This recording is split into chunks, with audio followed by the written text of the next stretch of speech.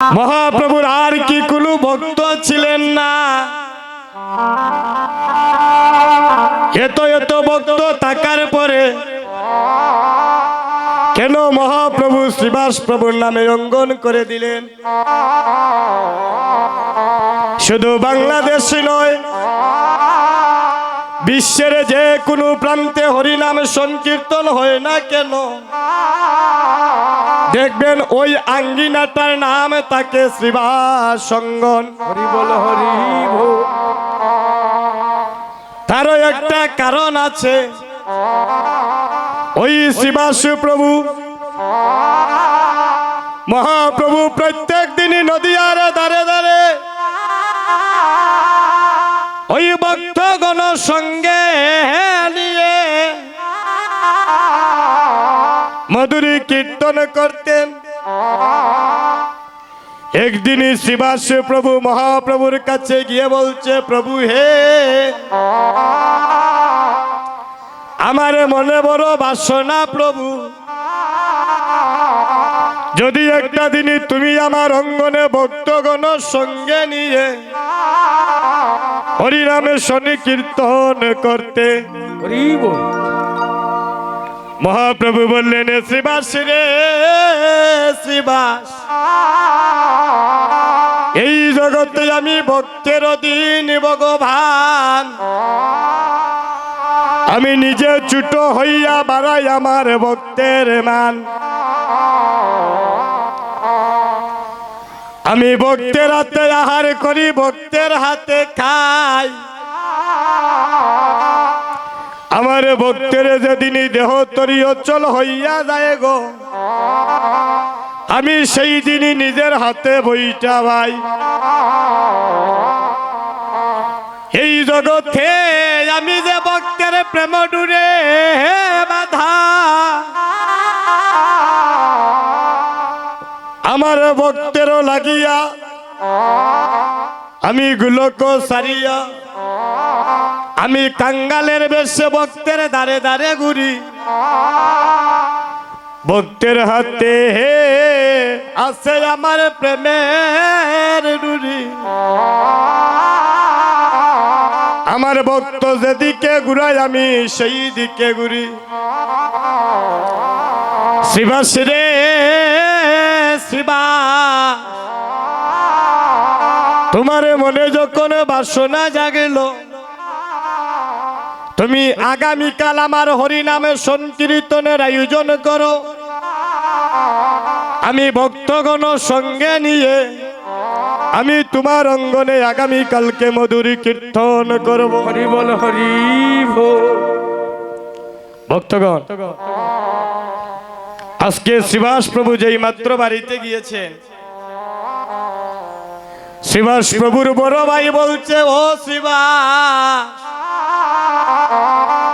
আগামী কাল থেকে তুমি তোমার হরিনামে সংকীর্তন বন্ধ করে দাও।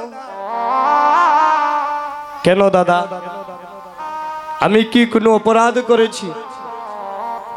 ভগবানকে ভালোবাসা কি কোনো অপরাধ? বলে না। গ্রামের মানুষ আমার কাছে বিচার দিয়ে গিয়েছে যে তোমার ভাই শ্রীবাসের কারণে আমরা ঘুমাইতামও পারি না, আমরা খাইতামও পারি না। সময় নাই, অসময় নাই,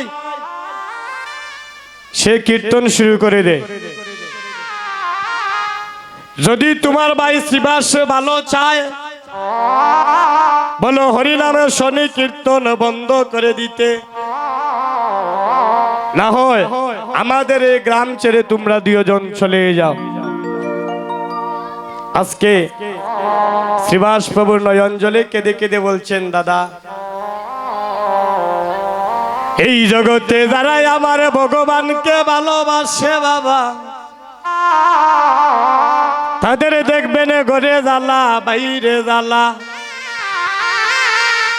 যারা ভগবানের নামের মালা অঙ্গে ধারণ করে,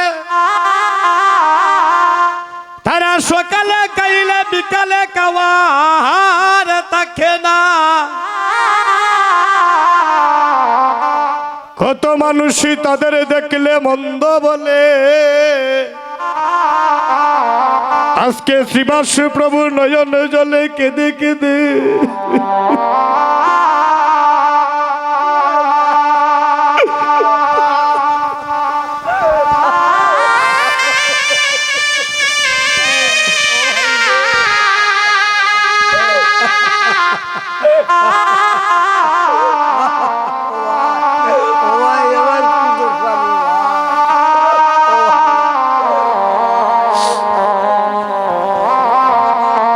বলছে, দাদা গো দাদা,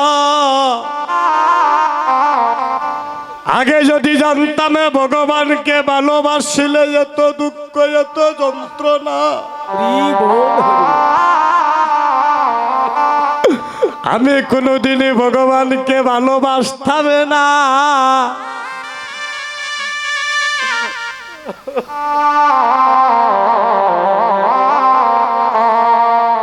এই জগতে যারা ভগবানকে ভালোবাসে তারা কাঙ্গাল হয়ে নগরে নগরে বেড়ায়।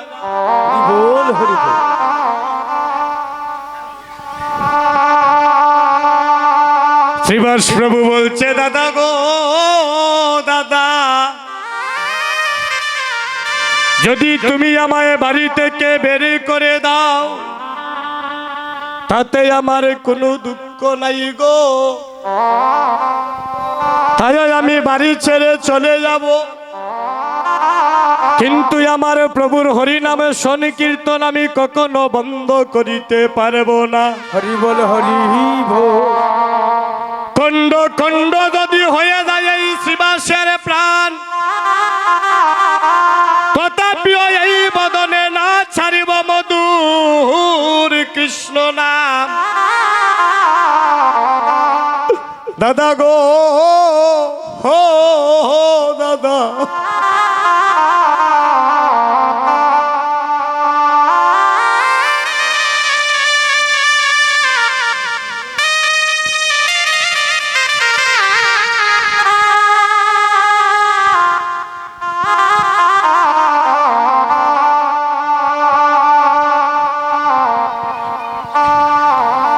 বড় ভাই বলছে, শ্রীবাসী রে,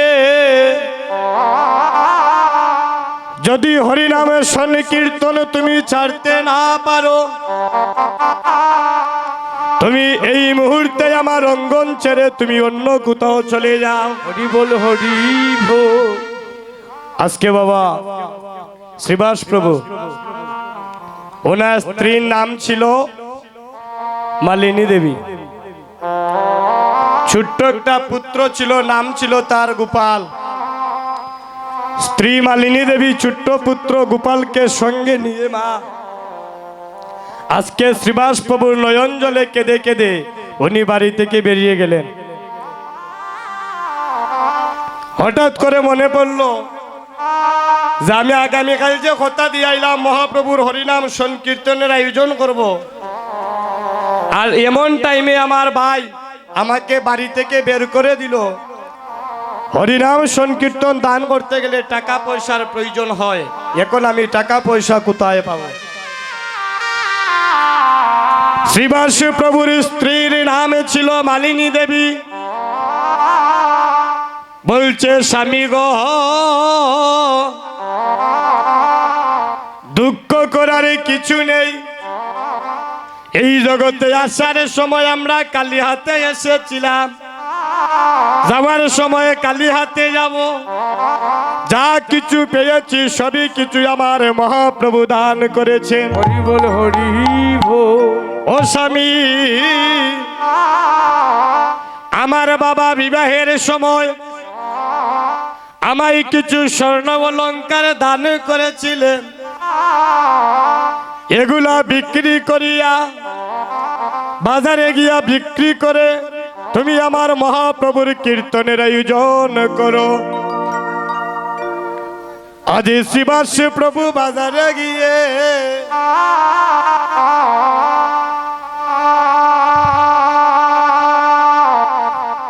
সব কিছু বিক্রি করিয়া পরের দিন এসে মহাপ্রভুর কীর্তনের আয়োজন করলে। ও বাবা, বাহির বাড়িতে ভক্তগণ সঙ্গে নিয়া আজকে মধুরী কীর্তন চলছে, কত ভক্তের সমাগম। বাহির বাড়িতে মহাপ্রভু ভক্তগণের সঙ্গে নিয়ে শ্রীবাসকে সঙ্গে নিয়ে মধুর কীর্তন করছেন। আর এদিকে কীর্তন চলা অবস্থায় ভিতর বাড়িতে শ্রীবাসের যে ছোট্ট পুত্র ছিল গোপাল, সে চিরজন্মের মতো মারা গিয়েছে। হরি বল হরি বল। প্রতিবেশী একজন রমণী দড়ি দিয়ে শ্রীবাসকে গিয়ে বলছে, ও শ্রীবাস, তুমি বাহির বাড়িতে কীর্তন করছো, কত আনন্দ করছো, কিন্তু তুমি জানো না শ্রীবাস, ভিতর বাড়িতে তোমার আদরের ছোট্ট পুত্র গোপালটা যে মারা গেল। ও বাবা, শ্রীবাস প্রভু গিয়ে দৌড় দিয়ে যে প্রতিবেশী রমণী এসেছিল তার মুখের মধ্যে এইভাবে চাপা দিয়ে ধরেছে। কেন? শোনো, আমার পুত্র যে মারা গিয়েছে এই কথা তুমি আর আমি ছাড়া যতক্ষণ পর্যন্ত আমার অঙ্গনে কীর্তন চলবে আর কেউ যেন জানতে না পারে। আর আমার স্ত্রীকে গিয়ে বলবে সাদা একটা কাপড় দিয়ে যেন তাকে ঢেকে রেখে দে।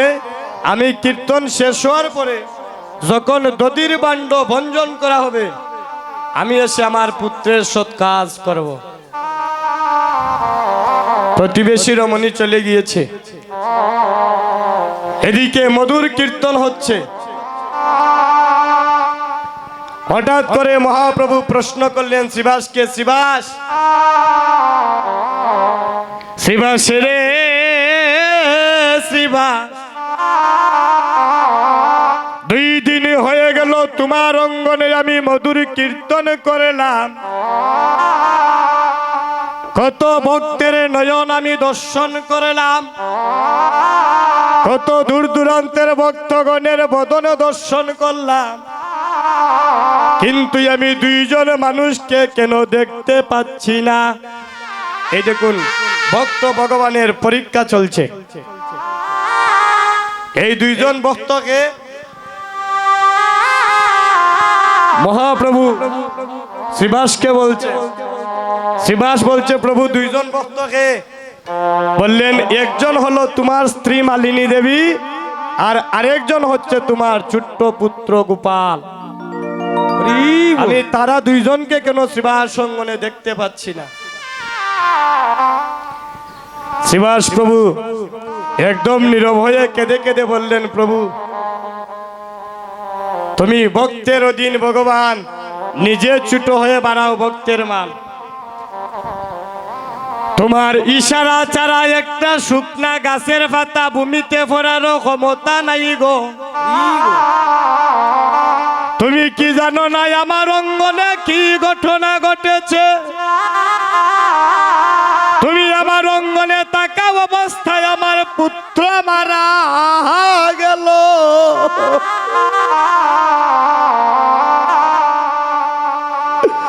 তোমাকে ভালোবেসেছিলাম বলে আপন বড় ভাই বাড়ি থেকে বের করে দিল।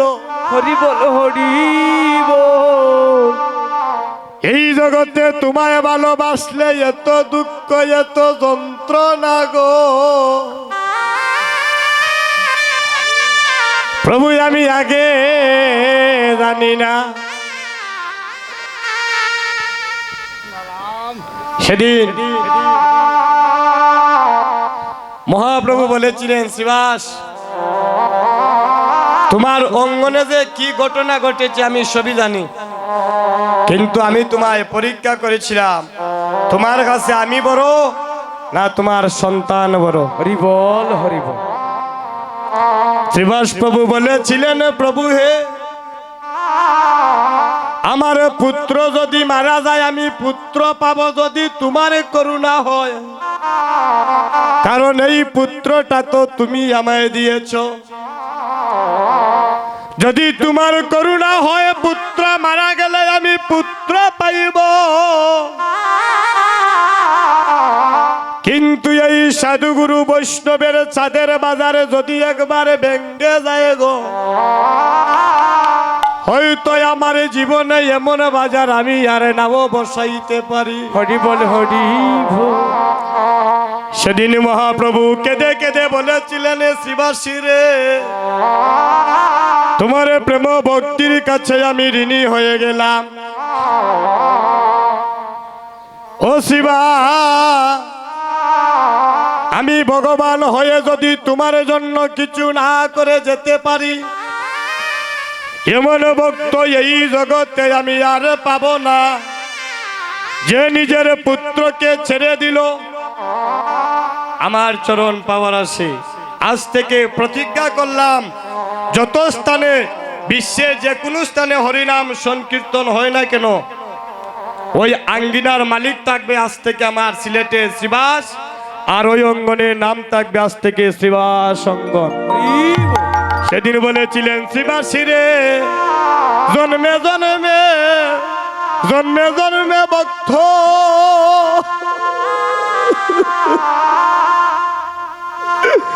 ভক্ত ভাইয়া রে,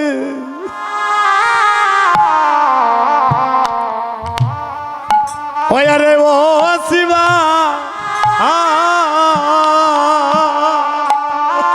ও তুমি জন্মে জন্মে ওরে ভক্ত,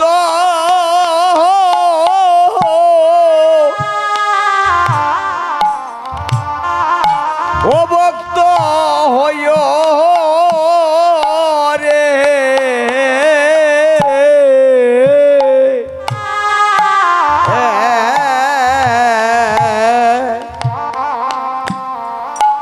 ও শ্রীবাস রে, ও শিবাসী রে, জন্মে জন্মে জন্মে জন্মে ভক্ত,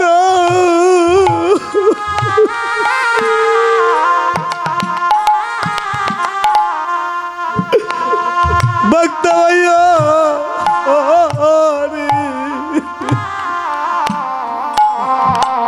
রে, আরে ওই রে শিবা, ও শ্রীবাস রে, ও তুমি জন্মে জন্মে ভক্ত, ও তুমি জন্মে জন্মে ভক্ত,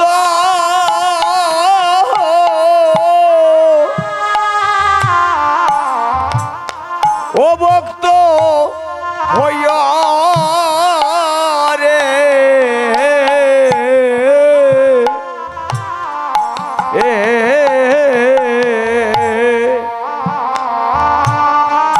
ও শিবাস রে,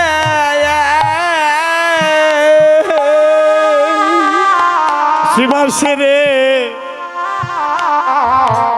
শিবাস বহু জন্মে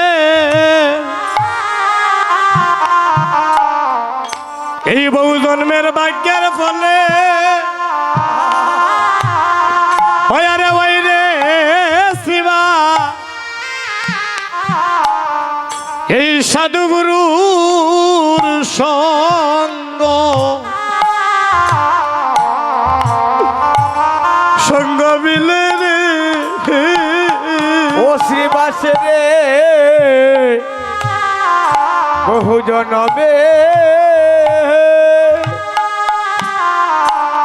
ওরে ভাগ্যের বলে, হরি হরি বল, ও শ্রীবাস রে, বহু জনমে ওরে ভাগ্যের বলে, ও শিবাস রে,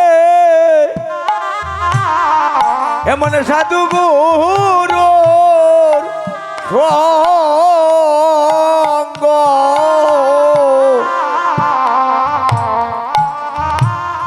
সঙ্গ মিলে রে ওরে আমার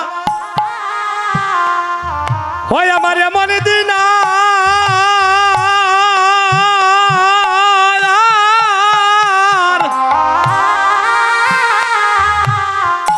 হয় আমার কবে হইবে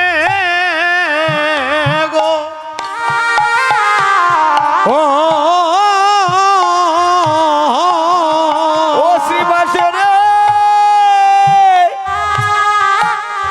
আমার এমন দিন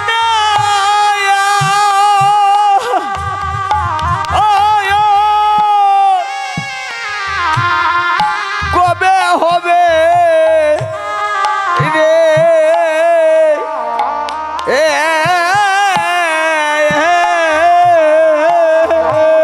হসিবাসি রে আমার এমন দিন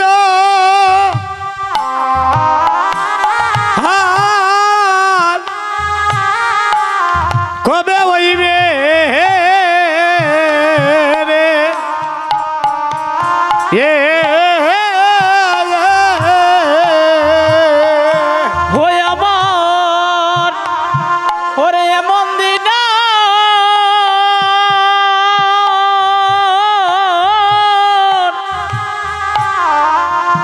এমন দিন আর কবে হইবে রে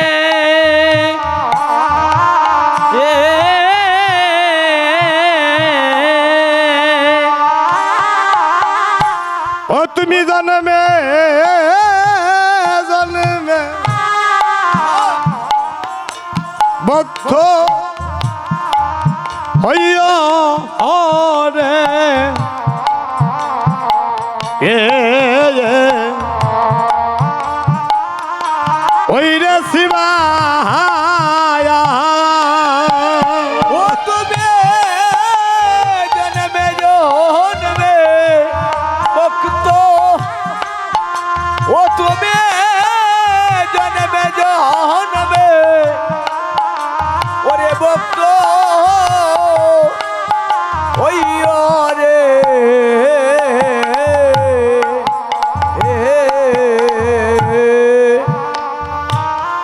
ও হে শিবা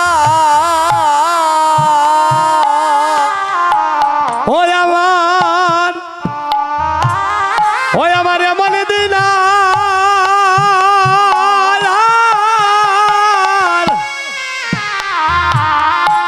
কবে হইবে রে এ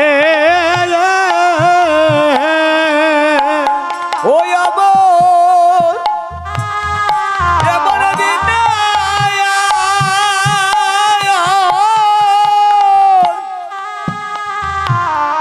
কবে হবে রে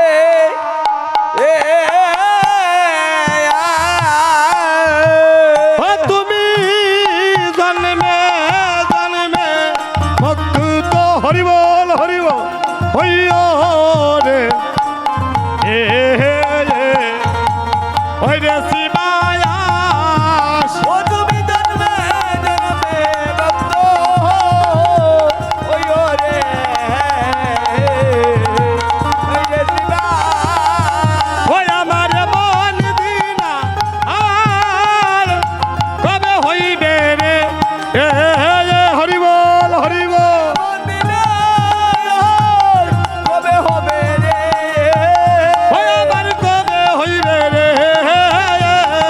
কবে হইবে রে ওই আমার মন দিনা আর কবে হইবে গো হয় এমন দিন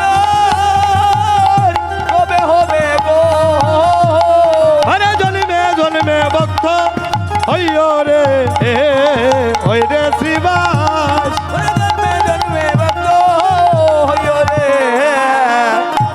বাইরে শ্রীবা